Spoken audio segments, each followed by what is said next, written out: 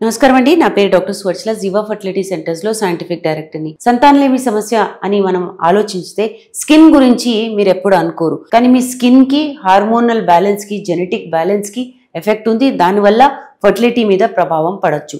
ఎలానో ఏంటో కనుక్కుందాం. PCOS అంటే పాలిసిస్టిక్ ఓవరియన్ సిండ్రోమ్ లో కామన్ హార్మోనల్ డిసార్డర్ ఇది. దీనివల్ల మహిళల్లో సంతానలేమి సమస్య అవుతాయి మనకు తెలుసు. కానీ యాక్ని అంటే వాళ్ళకి pimples, oily skin, excessive hair, ఎక్కువ జుట్టు ఉండడము, డార్క్ ప్యాచెస్, మెడ వెనకాల చాలా డార్క్ ప్యాచెస్ ఉంటాయి, మెడలో కానీ పొట్ట మీద కానీ. ఇలాంటప్పుడు ఏంటంటే ఇన్సులిన్ రెసిస్టెన్స్ ఉన్నట్టు, ఆండ్రోజన్ లెవెల్స్ ఎక్కువ ఉన్నట్టు, దానివల్ల ఓవులేషన్ డిసార్డర్స్ అవుతున్నాయని. పురుషుల్లో క్లైంట్ ఫెల్టర్ సిండ్రోమ్ అని ఉంటుంది. ఇది కూడా ఒక జెనెటిక్ కండిషన్. ఇందులో స్కిన్ స్ట్రెచ్ మార్క్స్ ఉంటాయి, ఫేషియల్ బాడీ హెయిర్ చాలా తక్కువ ఉండడము. సంతానలేమి సమస్య ఎందుకు అవుతుందంటే టెస్టోస్టెరాన్ లెవెల్స్ తక్కువ ఉండము, స్పర్మ్ ప్రొడక్షన్ అనేది సరిగా అవ్వకపోవడము.